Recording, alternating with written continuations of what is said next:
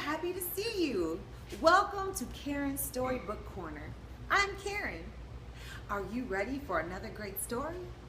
Stupendous! Let's go! Today's story is entitled The Adventures of Cephus and Andy, written by Brandy Iberia Austin, illustrated by Chelsea Hassey. Cephus and Andy were best friends. They did everything together, from riding bikes to catching frogs down by the river in Birmingham, Alabama. Now, Andy was the brains of the twosome. Cephus, on the other hand, had a liking for gadgets and fixing things. When you put the pair together, they would come up with some pretty clever ideas. Unfortunately, some of those ideas would lead to trouble. Still, they seemed to always find their way out of a pickle. Cephus and Andy were catching frogs by the river when they heard a hard crash echo from the red barn across the way. Andy looked at Cephus the way he always did when a curious thought came to mind. Cephus recognized the look and shook his head, saying, "No, Andy, whatever it is, no." Andy laughed, grabbed Cephus by his dangling overall strap, and ran to the other side of the river, pulling Cephus along the way. The big red barn seemed to tower over the boys as they stared at the broken glass windows and twisted shutters. "Should we go back to the other side of the river?" asked Cephus. "Don't be a chicken," said Andy. "Let's look inside." "I don't feel good about this," cautioned Cephus.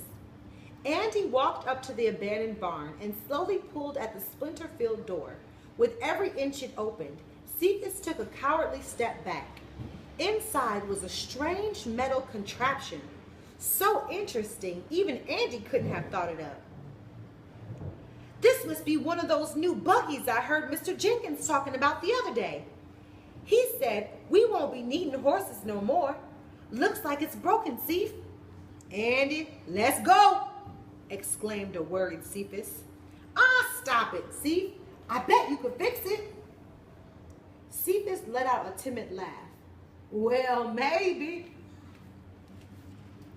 Over the next few weeks, Cephus and Andy went to the red barn every day, tampering and tinkering with their metal discovery. "I hate to say it, Ceph, but I'm pretty sure we don't know what we're doing." Cephus laughed. "Maybe you don't, but I think if I twist this last knob right here..." Before Cephus could finish his sentence, the metal mystery started twinkling and buzzing. The boys jumped up from the machine and stared in awe at the odd contraption. "Let's get in," said Andy. "No," said Ceph. "Are you crazy? No, Andy, no!" Andy grabbed Cephus by his overall strap. Up he pulled, and up they went into the blinking metal machine. "I wonder what would happen if I pulled this lever." "No, Andy! Don't, Andy!" Andy yanked the lever down, and zap! The metal machine disappeared with Cephus and Andy inside. Boom! The machine shook hard and then slowly settled. "Are we dead?" stammered Cephus. "I don't think so," said Andy as he opened his eyes. "Hey, it looks like we're still in the barn." "What?"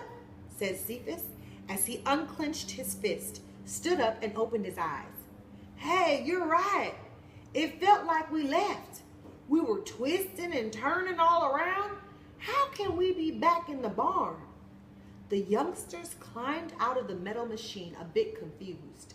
Andy was the first to the door, and he pushed it open.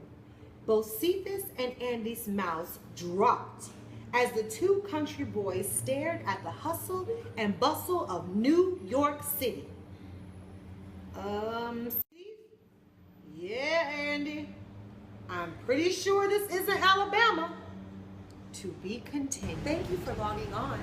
And remember, you can purchase your own copy of The Colorful Patchwork from Amazon.com, Books A Million, or Google Books. We'll see you next week. Bye.